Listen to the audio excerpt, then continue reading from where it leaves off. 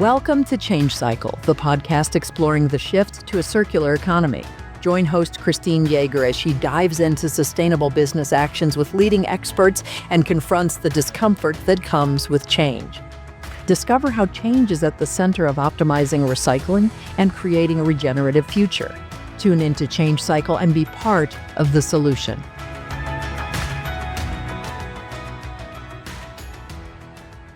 Welcome back to Change Cycle. I'm your host, Christine Yeager, and I'm here with Dawn Bates. Thank you so much for being here. We're excited to have this conversation. Dawn and I met, I guess it's been almost 4 years ago now. Maybe longer. Maybe longer. Yeah. Back when I was working at Coca-Cola. Yeah, maybe 2019. I'm not really even sure. And I was hooked. I always joke that Osprey Initiatives is my favorite company. And when I tell strangers about you guys. So I'm super excited to have you on the show and hear your story. So you are the founder and owner of Osprey Initiatives, LLC, and the inventor of the Litter Gitter, which we'll talk a little bit more about what that is. You're a graduate of Millsaps College, and you have over 25 years of experience in environmental consulting business. You're born in Hammond, Louisiana, and grew up in the swamps around Manchac. Is that how you say it? Yep. Manchac, Louisiana, which is... I think we're 8 generations now. Wow. Of 8 Bates, generations. the That's great amazing. nephew, everything. Yeah, we've been in that water a long time. And the Litter Gitter came from your experience as well, growing up there, right? Which we'll get into. Yep. And so that's where you built your passion around waterways and maintaining and improving our natural resources, is being there and growing up in this beautiful space and also seeing it change, sometimes for the worse. And now you're doing an incredible amount of work to change it for the better. So I'm super excited and to hear about the legacy that you've been leaving and that you are here to leave for future generations, and the access to wild places that you are able to change back to being no longer negatively impacted by humans. So thank you so much for being here.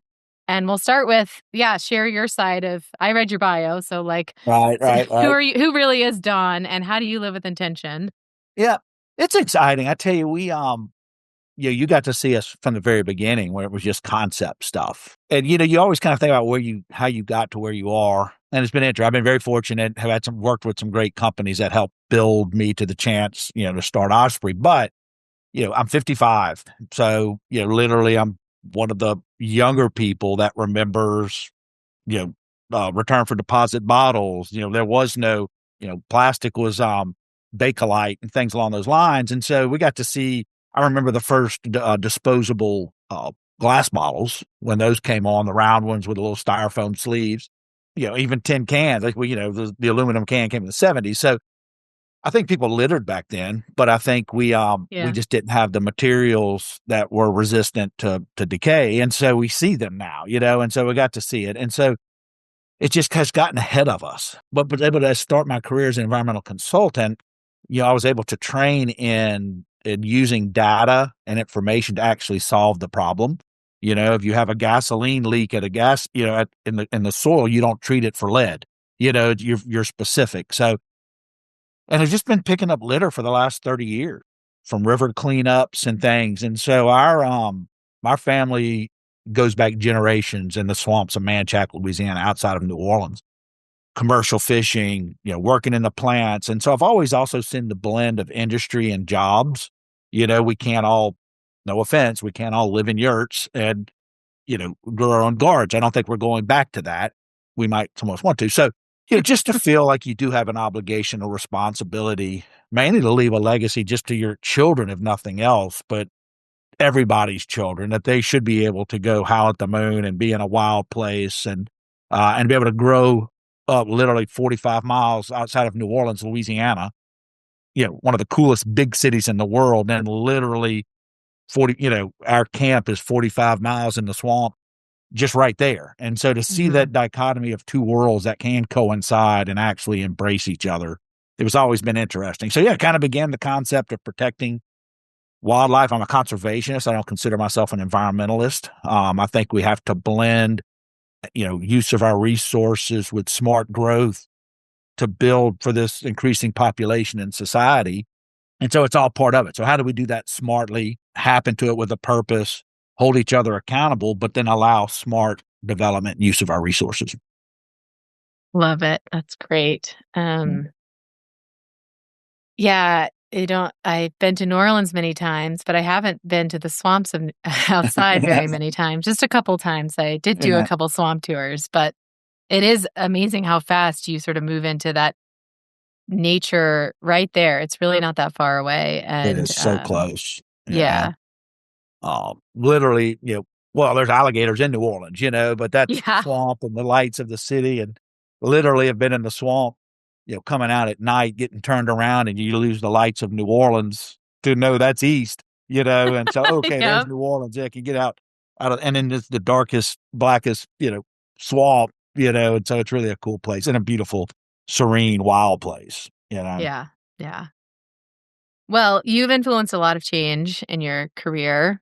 And one of the things that we talk a lot about on the show is the fact that there's a lot of stakeholders involved in sustainability, and they all are at different points in their understanding of what's needed and what's a reality and what does it mean to be using our resources smartly, right? But you've been able to bring together a cross section of stakeholders across corporate, nonprofit, and government and really implement things that are beneficial for all of those parties. So can you talk a little bit about how you influence those stakeholders and then really effectively implement something when you have so many points Um, of view?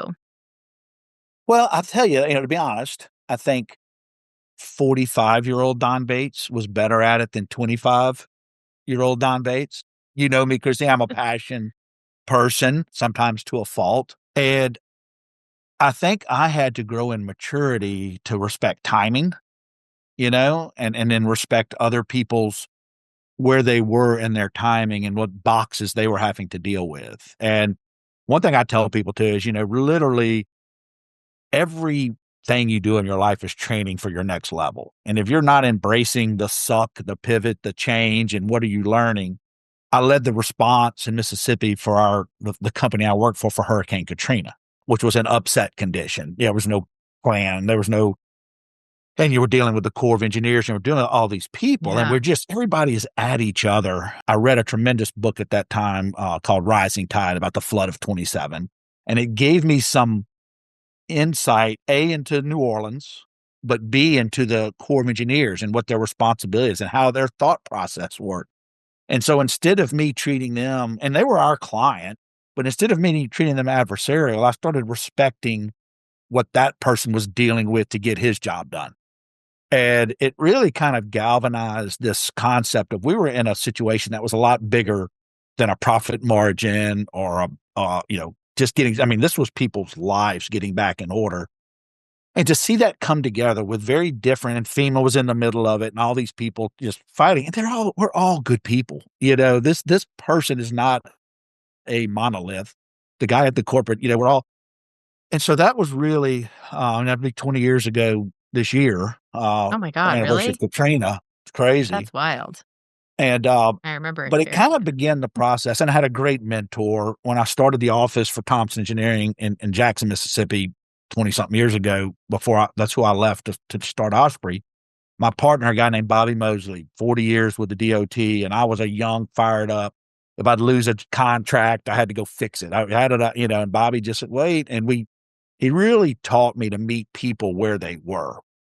And I think that has been a key part of our business, especially in a business that isn't an existing business. We're not a washing machine company. We're not, oh, my washer went out, I gotta go buy a new one. We're the only company maybe in the world that builds their gear and maintains their gear and now consults on the best use of that gear and the data and all that piece of it. So it's not something that people have a line item for in their budget.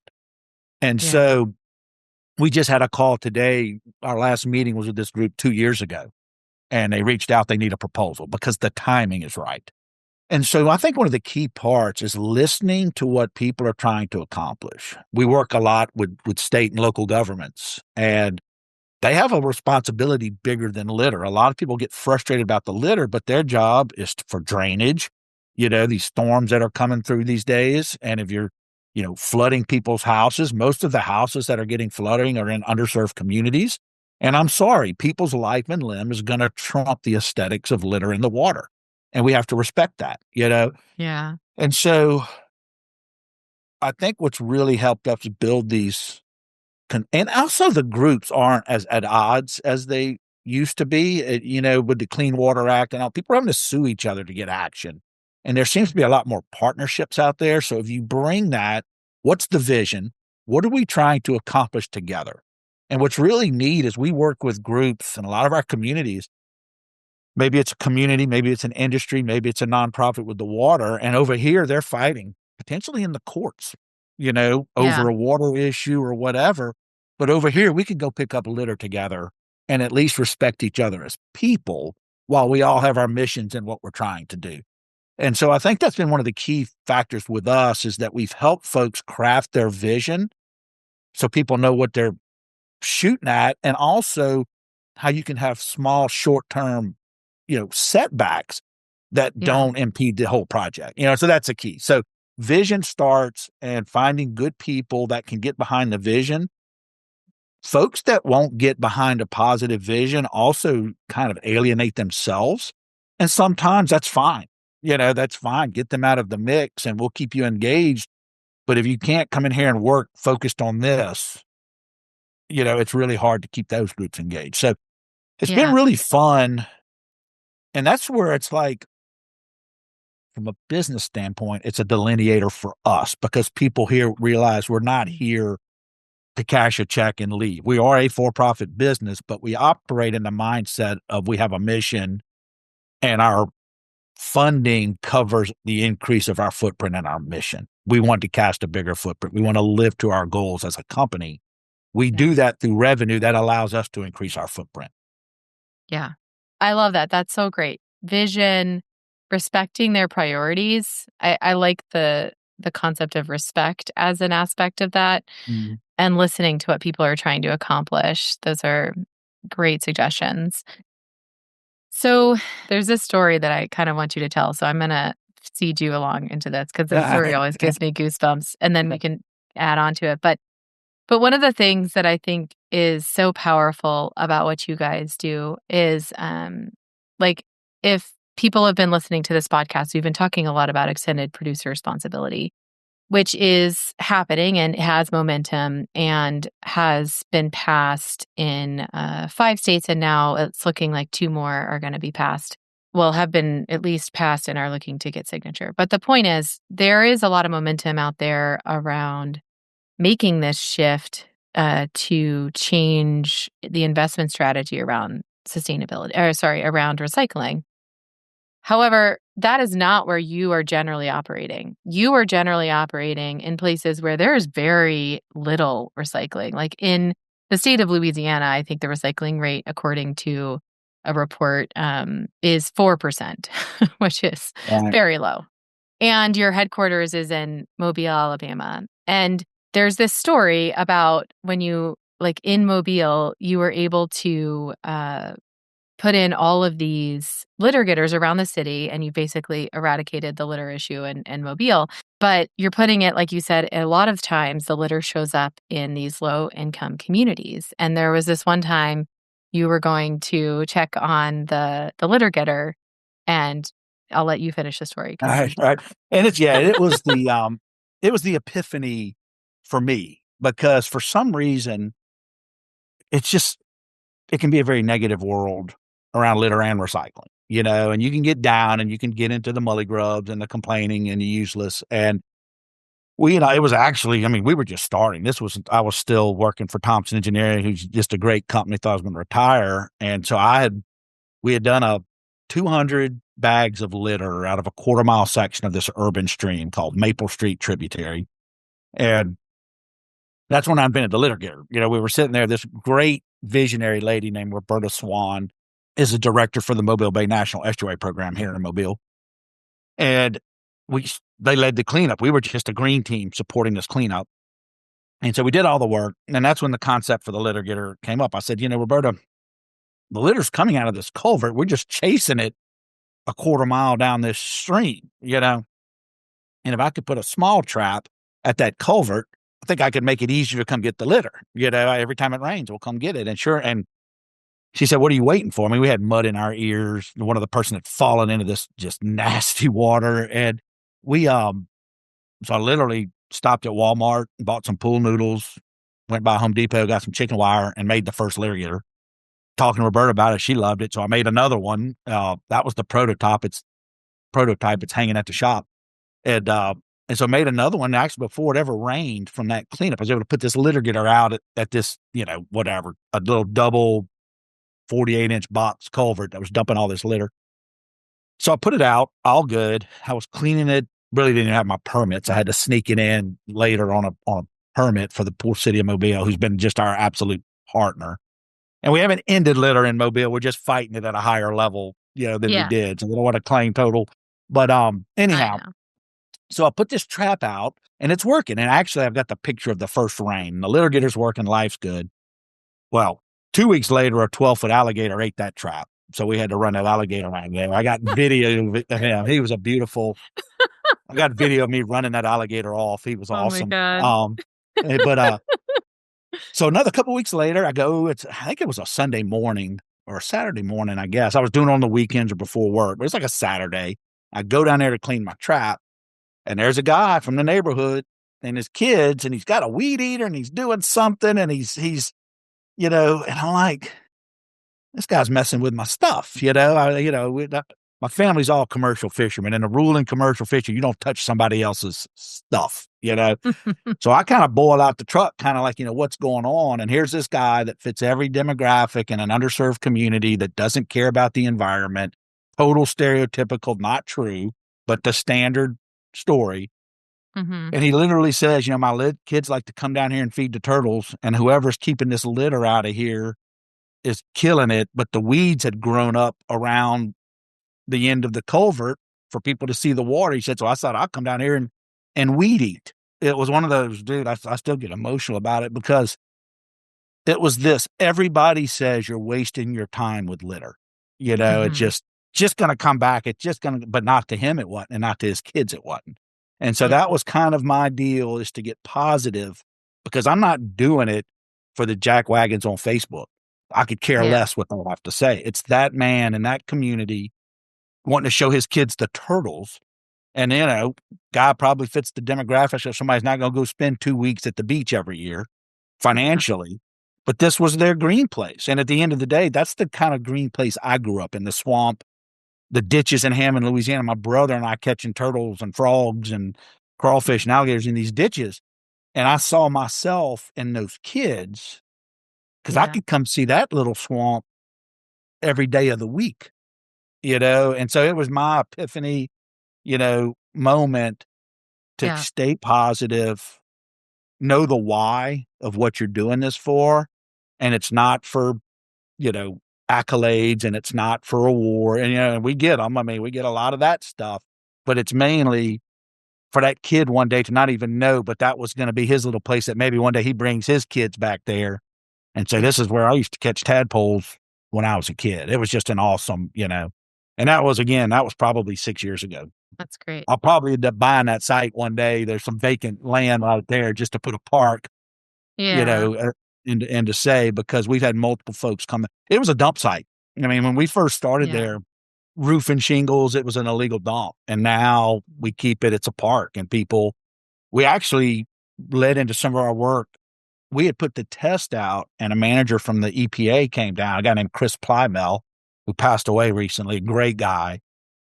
And he was brought to that site with me and another person. And when Rick showed him the spot, Rick Frederick, he was like, this isn't the spot you brought me to 2 years ago. And he said, no, this is the spot we brought you to. And he dropped a couple. He said, you're effing with me. Quit lying. This is not, there was no way possible. And by the way, you must have cleaned it yesterday. I'm like, actually, we hadn't been here in 2 weeks. And that's when he said, we got to get more of these. We got to get more of these. And so it's just been And Christine, those stories of that type of response to our business, but Yeah, also helping people fulfill what they're already trying to fill, they've now become quite commonplace that's in great. our story as a company. And that's what drives us. Again, I mean, that's the deal for Yeah. my employees. And I don't even want to call them employees, our team members, to get to see that and the joy now they're getting when they're making impact. That's really what drives this company. You better bring your passion to the Osprey team or you're probably at the wrong place. Yeah. So, And so, yeah, on that note, so you have been able to build infrastructure in places where it doesn't exist and prove to people who, might have been naysayers or just, couldn't see the value that you were going to be able to create from this. So what's the hardest thing about making that type of a change or building something, an infrastructure from nothing that requires a lot of players? What's been like the thing that you've oof, learned? yeah. To me, as we started this company, there were the investment side people thinking, oh, this is a gold mine. You got something investable here. And we have never taken that route. We have decided we would rather grow slow organically with our people and offer them the opportunity to franchise and go move to another location and start the office. And also, as you're perfecting, I wouldn't say perfecting, we'll never perfect it, but as you're building your craft, for a company like a Coca-Cola to put their trust in us, they protect that brand and they protect the optics of their company. And so we kind of use that as if we're doing it at that level, our product is being done at a high level, you know. But the acceptance of our work has been remarkably easy, of people liking it, but Yeah. funding doesn't exist in a lot of places. So you have to be creative with the funding. And that's where partners like Coca-Cola and some of these other corporations we work with are great for starting that project, funding it for a year, proof of concept. And then we're seeing very often that the cities are then funding it or other groups are funding it. So, being creative on your funding is a big Yeah. deal. And funds are always, what you have to chase. But I never wanted to outgrow our talent, but we're right at the edge and we stay at the edge and we're up to 24 people. And then I'm really confident we've become a process company. The Litter Giver, everybody hears about us from the Litter Gitter. And we've now invented these recycled tables that we're using for event recycling that are just killing it, and And the we sold reusable bags, which are and the one of my reusable favorites. bags for the clear streams. We're selling Yeah. hundreds of those that we use to, what can we smartly divert from a landfill? What's a Yeah. concept? Try it. Don't be afraid to break it. We're crushing glass, making all this stuff out of concrete now. We're getting ready to and we're ADD. We're always coming up with weird ideas. We got all these wood pallets. We're breaking them down, but we actually, I think, are going to we get a lot of this styrofoam out of the water. And so a thing we're Mm. getting ready to make is we're thinking about taking a wood pallet and just putting sheets of plywood on each side of it for the form. And we're going to make a concrete out of styrofoam and Portland cement and fill that wood pallet with that slurry, let it harden, and try to have a lightweight building panel that we can use in the ceiling. So we were playing with that Yeah. today. So, I know you're a process company, but you're largely an innovation company sometimes. weird. It's weird. I never But thought people also the ask. other thing is, sorry, I was gonna say you talked about how easy the response was. And I don't think you give yourself enough credit sometimes at how quality your data is. I mean, I think it's just, I don't mean y'all, it's just so natural to you guys to be so quality in how you measure and how you report, that's like so ingrained in your culture that you kind of forget that is like, I think one of the reasons that it's so easy for people to totally understand what you're doing and see Mm, the value, because y'all bring that level of detailed accuracy to mm, like to taking waste out of waterways, which you don't see at any of your competitors, if you can even call them right, competitors, right? right. It's bags. How many bags did you get? Well, Yeah. boring. But Well, I mean, I think that was our delineator. That's what really helped us Yeah. win the opportunity at the Super Bowl this year, which was a great event. We did things that have never been done before in those venues. And that's, again, one of those little things. Embrace the suck. I mean, it's just such a piece because that's a delineator these days. But we won our first Wait, big what grant. do you mean by embrace the suck? Like embrace the hard stuff? Embrace the things Yeah, that suck? That's yeah, so funny. yeah, I love that. yeah, I love yeah. that. Because that's what's going to separate you from the other folks. And our folks laugh. I mean, people look at us literally. We just got our deal. We're going to be doing the Tennessee Titans recycling. And Lauren Williams, one of our who started on a project as a number 2 student, in Cincinnati, now runs a lot of our recycling. She, we're at this grand opening of the new contract for Tennessee Titans, Coca-Cola, all this stuff. And literally the buzz of people came up talking to me about them, talking about Lauren. They were looking for the manager of the site manager, and they're calling her, and she pops up. She's in a dumpster, cleaning stuff out of the recycling dumpster, leader of the site, on her phone and just happy as a clam, so Yeah. it's our team. We do things. We did 100% sort for the NFL house this year. It was at Arno's restaurant that does nothing but throw it in a dumpster. So 3:00 in the morning, I'm in the dumpster at Arno's, taking it out, loading it out, sorting it. That was 3 nights. So, I mean, we were doing that from my last, and again, I've got a great young team, but I was there every night. I was the only one that did it every night. And because I'm old and I can't show these kids any weakness or they'll eat me alive, but we had, like that. So Super Bowl was on a Sunday. So that Saturday night, it was the 3rd night at Arno's restaurant. So that was the Mhm. 3rd night. We were there at 3 a.m, got back to the shop at 8, helped them get started on the sort, slept 2 hours, back in the Superdome for noon. Wow. We pulled all the recycling that night. We didn't pick the bowl, but we pulled all the recycling. So we didn't leave the Superdome till midnight, back in the city at 7 in the morning. I mean, it was just that kind of, Yeah. and our team does it with a smile, and that would just eat so many people alive. Now we're doing that. So yeah, we laugh about it. It's the passion. Yeah. Embrace And the they're just suck. tough. We're 50%, our team's 50% female Yeah. for the most part. And there's just no difference in our teams. We work Yeah. well together, but sleep is sometimes not, but they're proud of it. You're like, you've seen us see the red shirt. We've got Mhm. different color t-shirts we give people, but you have to be an Osprey employee to wear the red shirt. Yep. And those kids respect it. They're pretty proud. They walk tall, and so, yeah, Yeah. it's a pretty cool family and a lot of camaraderie in how we do that. Love it. Yeah, yeah. So, one of the things we talk about on this show is opting into change.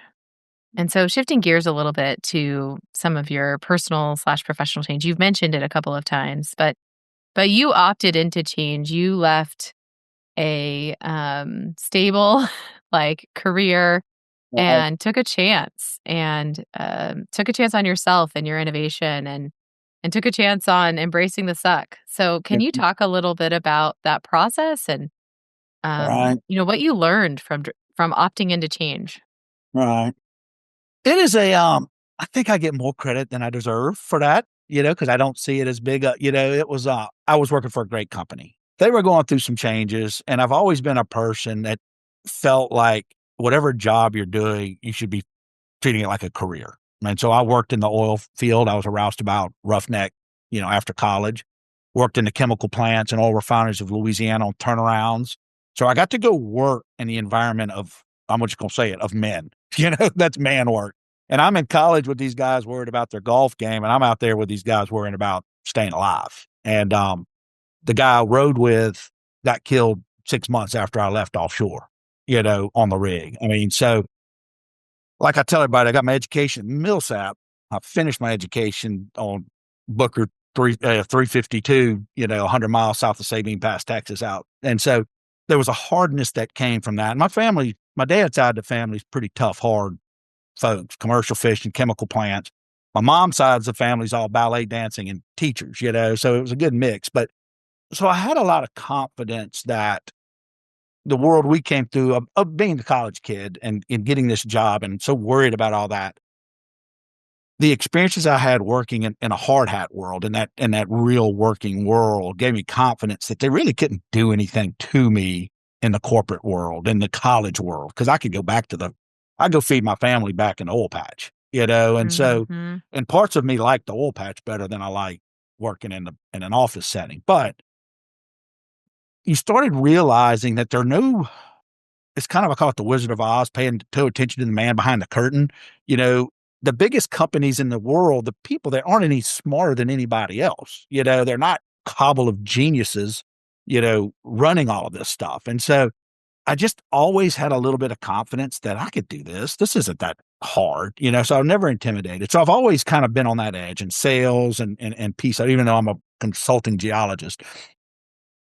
And so as my career at Thompson Engineering, they were going to go through some change, and I kind of didn't want to go through another change. I love the company. I could still be working there, retiring, and just had been smart. I'm a big Dave Ramsey guy. I believe in no debt, debt traps you into doing things you shouldn't have to do. And so I'd started Osprey for about 2 years.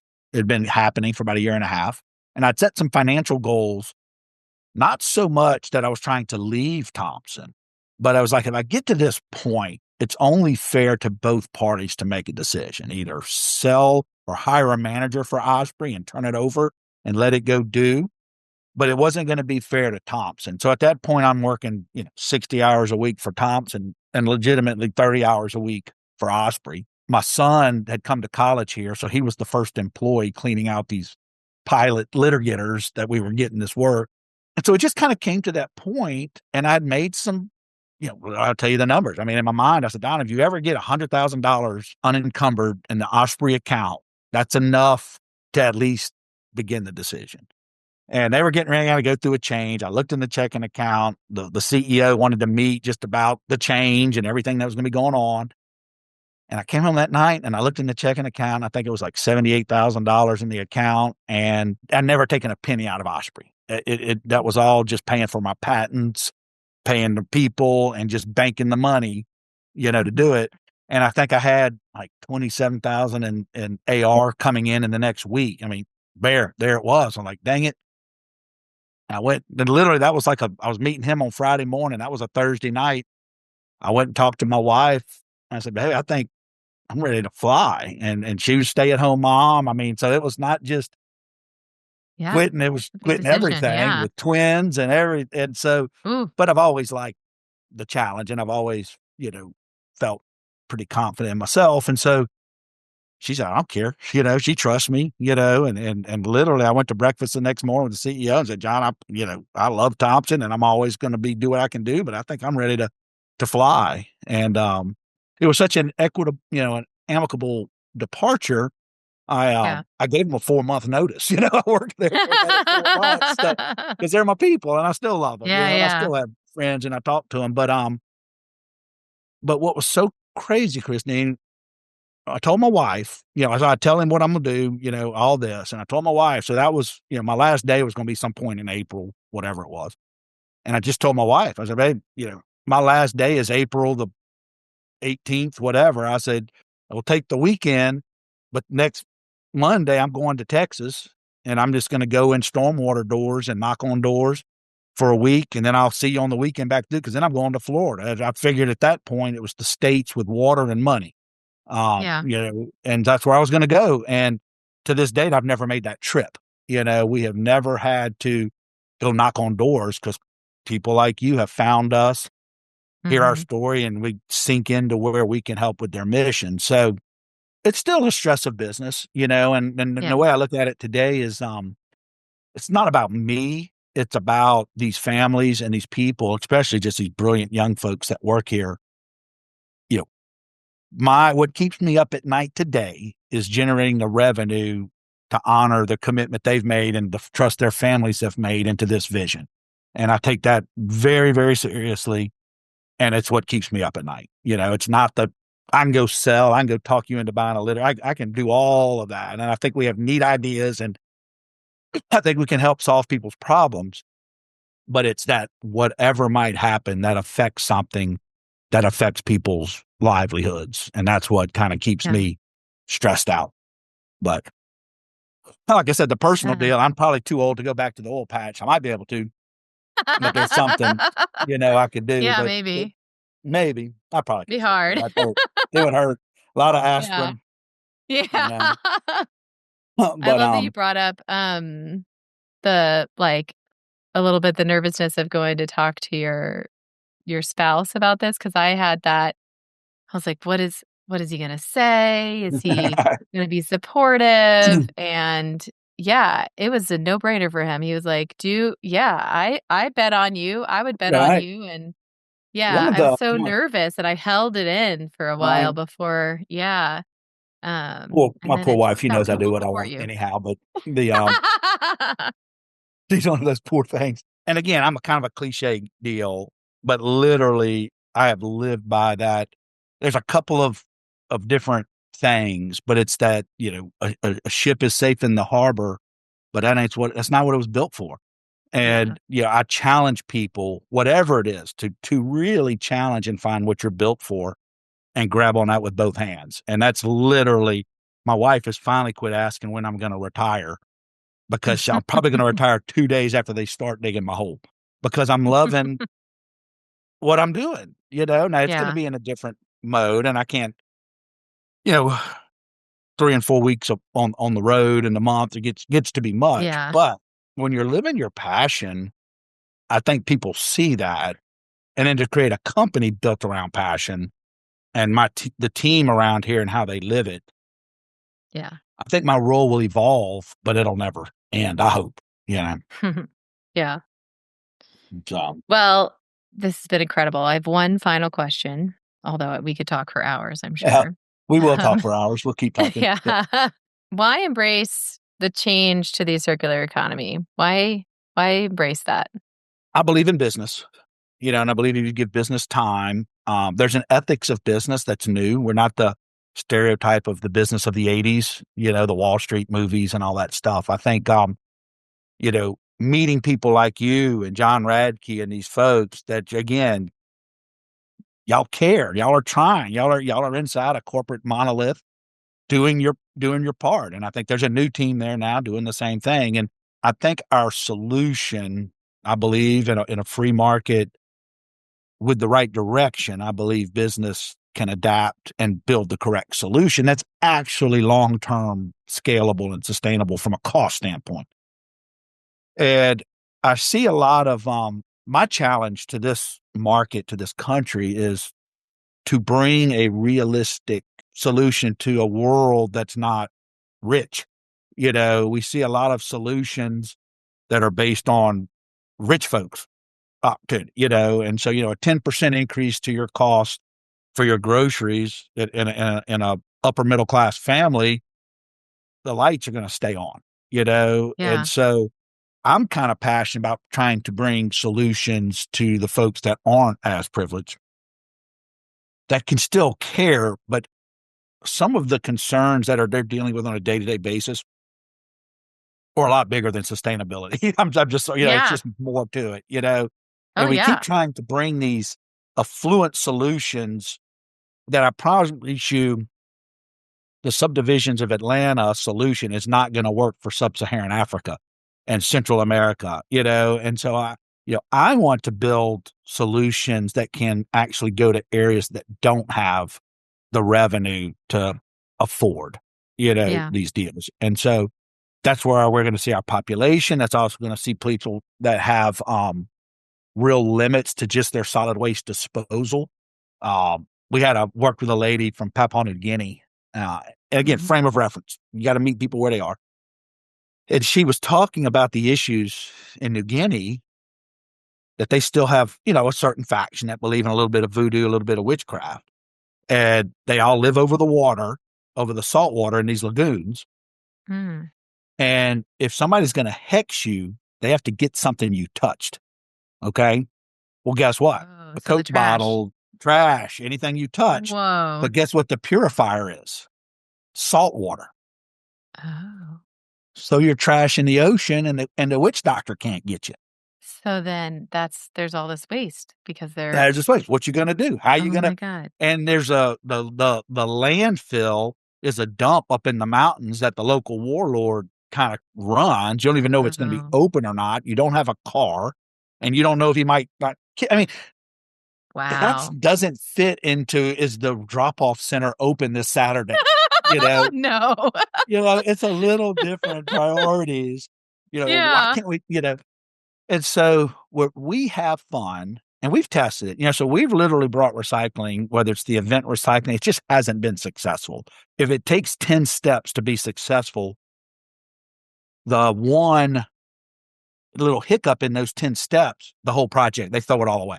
And so Yeah. where our company has come in is what is that little step? We're very passionate about rural recycling. We just did Love the Boot in Louisiana with Keep Louisiana Beautiful, Lieutenant Governor, Coca-Cola. And it was about, they have, I don't know, they had 1,000 sites this year around the state. So we set up a system to Wow. pick up recycling at these different cleanups, even at the rural ones, statewide this year. Everybody should be able to do a little recycling. And I know we're running on time, but one of another favorite story is we did a recycling project in Phoenix, Louisiana. They were dealing with saltwater intrusion in the Mississippi River. The river was low. The Gulf was coming up the river, and a lot of those cities get their drinking water from the river. Because of that salt water, they were having a real hard time. So what was the answer? Is bottled water, that Mm. everybody wants to get rid of. That's what Yep. kept these people in clean drinking water, but Yep. so Niagara sponsored our work down there to accept recycling for all the bottled water that people were using. Yeah. By the time the project got started, the river came up, it kind of ended, but anyhow, it was a great start, and we were working with Yeah. Niagara. So we ended up just offering recycling to the school and the neighborhood. This community, literally, Christine, is about 20 trailers and 2 houses. This is Yeah. not Fifth Avenue, Yeah. so we're getting it. We're getting a little recycling and we're doing whatever. The classes are probably 20 kids all in one schoolroom. And we Yeah. get down there and we just think, well, we'll send one pickup truck because we just don't think we're going to get much. I want to say the kindergartners had over 2,000 cans and bottles by themselves. We had to Oh make my 2 God. trips. We couldn't even close the back doors on the truck. We had recycling everywhere.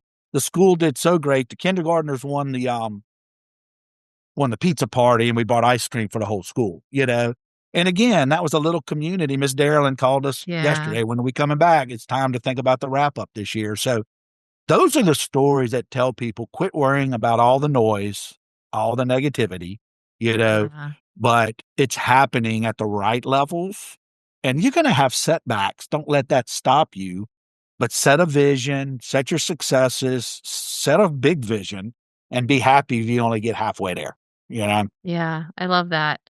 Like, embrace the change of the circular economy because it's something that you can bring to everybody and It's people are everybody. asking for it, Yeah. right? Like Yeah. those stories are examples of people, like income aside, people are asking for this. This young Which is generation is great. very cognizant, and they're becoming more cognizant of their footprint. That's what this Yeah. is really all about. Don't preach about, you don't know. My poor wife, she feels so guilty when she gets a straw. She has a sensitive teeth. It's okay. I'll pick up an extra 3 bottles from the water, but it's this, we want to give people the option to say, this is my footprint. I can make the best decisions I can make, which is what I think, if you would explain more and more about the EPR piece is it really starts at the production. That's where I really like these concepts, and all plastics aren't created equal. All metals Yeah. aren't created equal. And if we can get going to where we're not commingling polymers and things like that, and so we're even seeing it now. Like we're actually last year with the Titans, we got to see their stadium cups before and send them to the KW Plastics to kind of vet them. So, yeah, these are all good. They Mhm. they weren't too hologrammed. So that's where the decisions are really being made Yeah. at a smart level. Pick the right products that we can recycle. Give us a shot to do that. Yeah. We're seeing more and more of that. So Well, thank you. This was riddled with little nuggets that I am super excited for our listeners to hear. I'm just going to rehash a few of them. I think you did a great job of reiterating that when you're trying to bring people together, to respect their priorities, listen to to what those people are trying to accomplish and rally them around a vision, and how critical and supportive that can be in driving a change. You also talked, I can't get over this, embrace the suck. I am going to now use that. That should be coined forever.